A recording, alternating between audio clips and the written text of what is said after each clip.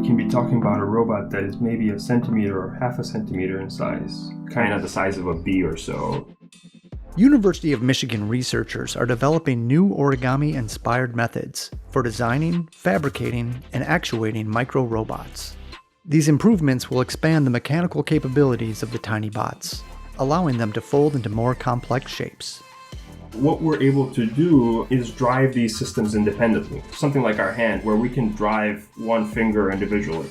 We can fold them and unfold them. Say we can complete task number 1, change into shape number 2, complete task number 2, all within the same system. We drive it by heating it up, and then the way it unfolds actually is we let it cool down.